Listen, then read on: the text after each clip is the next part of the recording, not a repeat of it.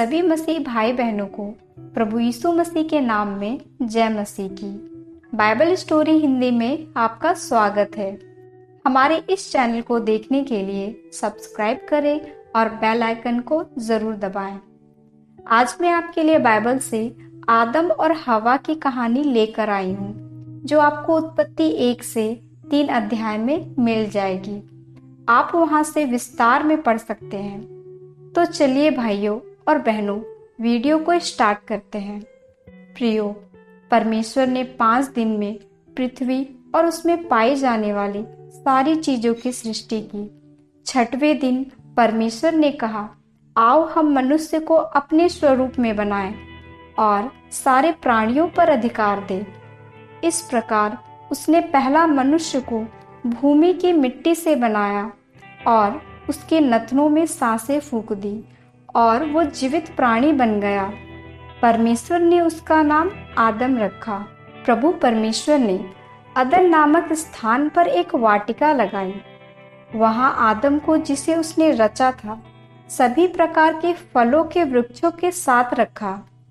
वाटिका के बीचों बीच 2 वृक्ष थे, एक जो जीवन देता है, दूसरा जो मनुष्य को भले बुरे का ज्ञान पाने में सहायता करता है। प्रभु परमेश्वर ने अदन की वाटिका की देखभाल करने के लिए आदम को रख दिया। परमेश्वर ने आदम से कहा, तू वाटिका के किसी भी वृक्ष का फल खा सकता है, परंतु भले बुरे का ज्ञान पाने में सहायता करने वाले वृक्ष का फल मत खाना। यदि तू उसे खाएगा तो निश्चय ही मर जाएगा।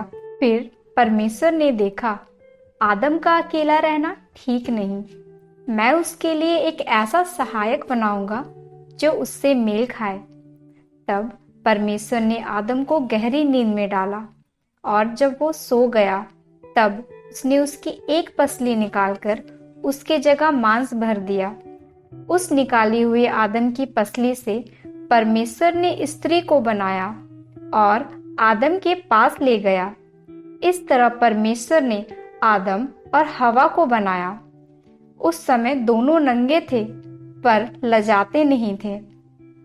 ध्यान दे प्रियो, परमेश्वर ने अदन की वाटिका में जीवन का वृक्ष और भले बुरे ज्ञान देने वाली दोनों वृक्षों को आदम और हवा को स्वतंत्र इच्छा सहित प्रदान की थी।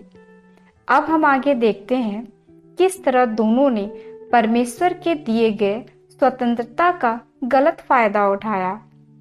प्रियो, ये कहानी हमें यह सिखाती है, जो बहुत से लोगों के मन में आती है, कि परमेश्वर ने सब कुछ अच्छा बनाया, फिर संसार में बुराइयां कैसे आई। परमेश्वर ने आदम को अपने स्वरूप में बनाया था, इस वजह से वो हमें हमेशा प्रसन्न देखना चाहता है। प्रियो, ये कहानी हमें परमेश्वर के दिए गए आज्ञा के उल्लंघन को दर्शाता है। इसके बारे में अभी हम आगे देखेंगे। प्रियो, सांप सभी बनाए गए प्राणियों में सबसे चालाक था। एक दिन सांप ने स्त्री से पूछा, क्या यह सच है, परमेश्वर ने तुम्हें किसी वृक्ष का फल खाने से मना किया है?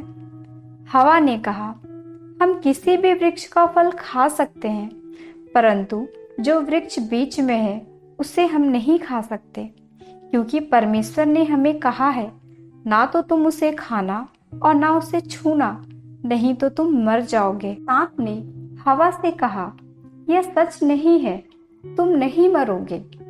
परमेश्वर ने ऐसा इसलिए कहा है कि वो जानता है जिस दिन तुम ये फल खाओगे, उस दिन तुम्हारी आंखें खुल जाएगी और तुम परमेश्वर के तुल्य हो जाओगे और भले बुरे को समझने लगोगे। ध्यान दे प्रियो, परमेश्वर ने आदम और हवा को अपने स्वरूप में बनाया था, इसलिए उन्हें परमेश्वर के समान बनने की कोई आवश्यकता नहीं थी। पर सांप ने परमेश्वर के वचन को गलत तरीके से प्रस्तुत किया। बहुत से मसीही विरोधी इस सवाल को उठाते हैं कि परमेश्वर ने अदन की वाटिका में भले और बुरे के ज्ञान के वृक्ष को क्यों लगाया? परमेश्वर को जब पता था हवा वो फल को खाएगी, तब उसने उस वृक्ष को आखिर क्यों लगाया? यहाँ पर मैं आप सबको बताना चाहूंगी, परमेश्वर ने मनुष्य को रोबोट नहीं बनाया। उसने मनुष्य को फैसला लेने की पूरी स्वतंत्रता दी है। प्रियो, परमेश्वर हमारे सामने हमेशा दो रास्ते रखते हैं, एक सही होता है और दूसरा गलत होता है। अब परमेश्वर हमसे यह चाहते हैं कि हम अपनी समझ बूझ से चयन करके कौन सा रास्ता अपनाएं। इसलिए परमेश्वर ने अदन की वाटिका में उन वृक्षों को रखा ताकि परमेश्वर देखे कि आदम और हवा उनकी आज्ञाओं का पालन करने के लिए कहाँ तक विश्वास योग्य रहते हैं। तो प्रियो, हम आगे देखते हैं कि आदम और हवा ने क्या किया। जब हवा ने वृक्ष के फल को देखा तो उसने सोचा, यह वृक्ष कितना सुंदर है, तो इसका फल खाने में कितना अच्छा होगा। परमेश्वर के तुल्य बन जाना कितना अच्छा होगा और अद्भुत भी। फिर उसने कुछ फल तोड़े और खाए। फिर उसने अपने पति को भी दिया और उसने भी खाया। जैसे ही उन दोनों ने फल खाया, दोनों की आंखें खुल गई और वे भले बुरे का ज्ञान समझने लगे। उन्हें पता चल गया कि वे निर्वस्त्र हैं, इसीलिए उन्होंने अंजीर के पत्ते को जोड़कर अपने आप को ढांक लिया। संध्या के समय जब उन्होंने परमेश्वर को वाटिका में फिरने का शब्द सुना, तभी उससे बचने के लिए वे पेड़ों के पीछे छिप गए। परंतु परमेश्वर ने आदम को पुकारा, तू कहाँ है? तब आदम ने कहा, मैंने वाटिका में चलने की आवाज सुनी, तब मैं डर गया और तुझसे छिप गया क्योंकि मैं नंगा था। तब परमेश्वर ने पूछा, किसने तुझे बताया कि तू नंगा है? जिस वृक्ष का फल मैंने तुझे खाने से मना किया था, क्या तूने उसका फल खाया है? आदम ने कहा, जिस स्त्री को तूने मेरे संग रहने को दिया है, उसने ही मुझे वो फल दिया और मैंने खाया। फिर परमेश्वर ने हवा से पूछा, तूने ऐसा क्यों किया? हवा ने कहा, सांप ने मुझे बहका दिया, तभी मैंने खाया। तब प्रभु परमेश्वर ने सांप से कहा, तुझे इस कारण दंड मिलेगा, सब जानवरों में तू श्रापित होगा। जब तक जीवित रहेगा मिट्टी चाटा करेगा। मैं तेरे और स्त्री के बीच में बैर उत्पन्न करूंगा। तुम दोनों की संतान आपस में शत्रु होंगे और उसका वंश तेरे सर को कुचल डालेगा और तू उसके एड़ी को डसा करेगा। परमेश्वर ने आदम और हवा दोनों को भी दंड दिया। वे दोनों कष्ट उठाएंगे। परमेश्वर ने आदम से कहा, तूने अपनी पत्नी की बात सुनी और आज्ञा को नहीं माना और उस वृक्ष का फल खाया जिसे खाने से मैंने मना किया था। इसीलिए भूमि तेरे कारण श्रापित है। तू अपनी भूमि की उपज जीवन भर दुख के साथ खाया करेगा और अंत में मिट्टी में ही मिल जाएगा, क्योंकि तू उसी से बना है।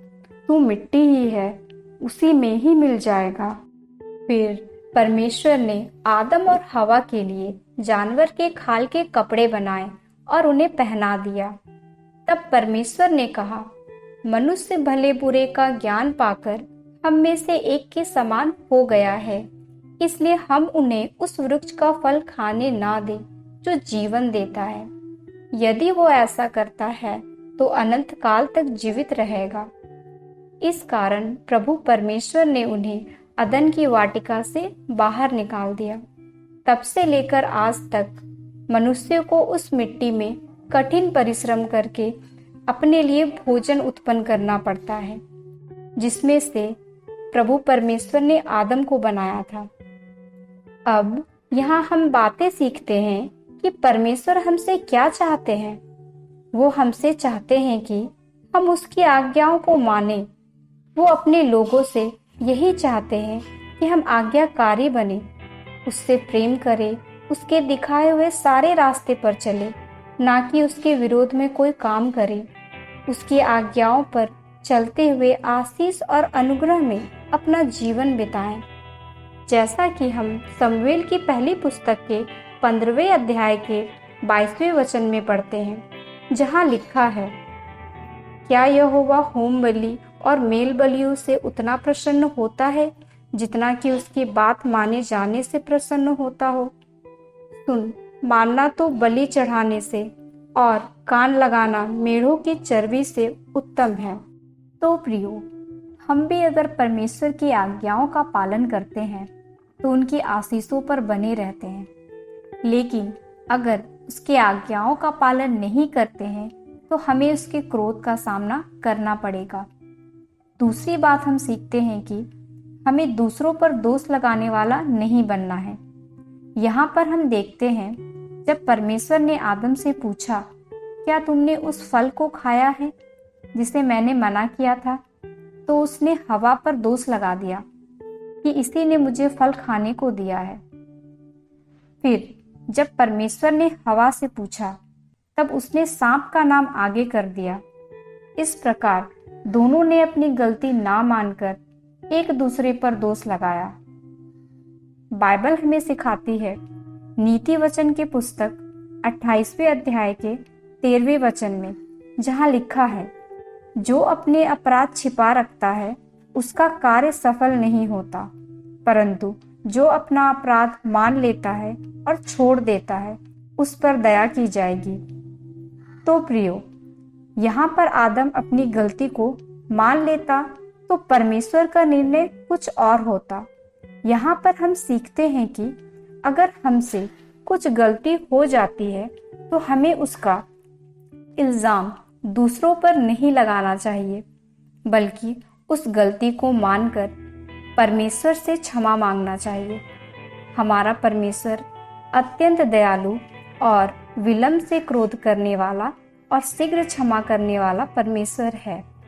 तो प्रियो, अगर हम अपने पापों को मान ले तो हमारा परमेश्वर भी हमारे पापों को क्षमा कर देता है।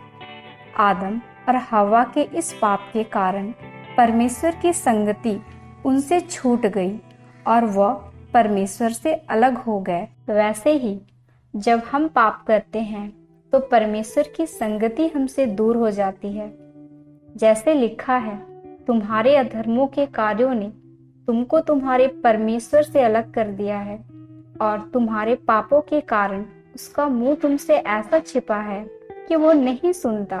प्रियो, अगर आप परमेश्वर की संगति में बने रहना चाहते हैं तो आपको पाप से दूर रहना होगा, क्योंकि हम जानते हैं हमारा परमेश्वर पवित्र है। ठीक उसी तरह हमें भी पवित्र बनना पड़ेगा ताकि हम परमेश्वर की संगति में चल फिर कर सके। आशा करती हूँ ये वीडियो आप सभी को पसंद आया होगा। परमेश्वर आपको पवित्र आत्मा से परिपूर्ण करे।